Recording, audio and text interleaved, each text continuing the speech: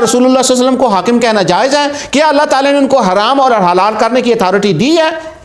پیچھے گزر چکا ہے کہ ان کے بارے میں اللہ رب العزت ارشاد فرماتے ہیں کہ وہ کہتے ہیں وَلَا تَقُولُوا لِمَا تَصِفُ أَلْسِنَتُكُمُ الْكَذِبَ هَذَا حلال وَهَذَا حرام۔ اللہ فرماتا ہے زبانوں کو سنبھالو کہ یہ حلال اور یہ حرام ہے۔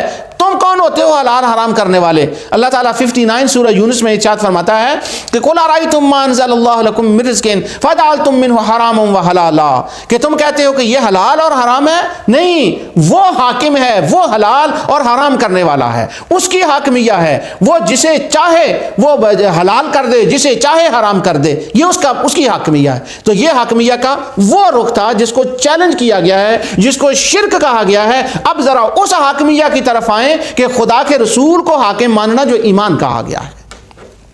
اللہ رب العزت ارشاد فرماتا ہے، یہ سورہ النساء اور اس کی آیت نمبر 65 ہے۔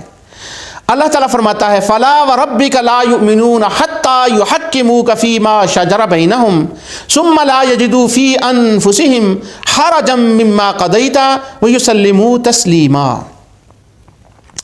فَلَا وَرَبِّكَ، تیرے رب کی قسم ہے۔ سبحان اللہ، اللہ حضور کو فرما رہا ہے کہ مجھے تیرے رب کی قسم ہے، لا یؤمنون، وہ ایمان والے نہیں ہو سکتے، حتیٰ یحکموک فیما شجر بینہم، یہاں تک کہ وہ تمہیں حاکم مان لیں۔ جب تک وہ تمہیں حاکم نہ مانے اس وقت تک وہ ایمان والے ہو ہی نہیں سکتے، اور اپنے فیصلوں میں تمہیں وہ حاکم مانے، اور جب وہ تمہیں حاکم مان لے اور تم جو فیصلہ کر دو تو کیا کریں؟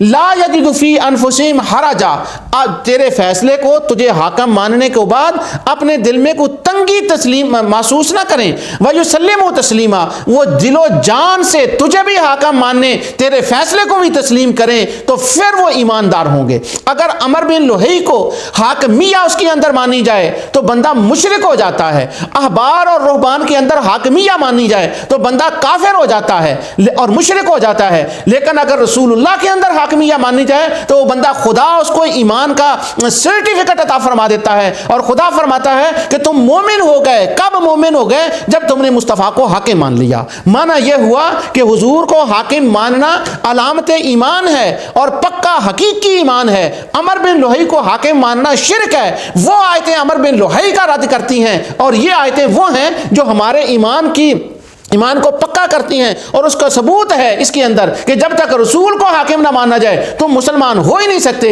معلوم ہوا کہ قرآن کے اندر حاکمیہ دو ہیں، ایک حاکمیہ جس کا رد وہ کافروں مشرکوں کا ہے، اور دوسرا وہ حاکمیہ جو مصطفیٰ کی حاکمیہ ہے، اس کے ماننے کا نام ایمان ہے۔ یہ 65 آیت ہے جو سورہ النساء کی میں نے تلاوت کی ہے۔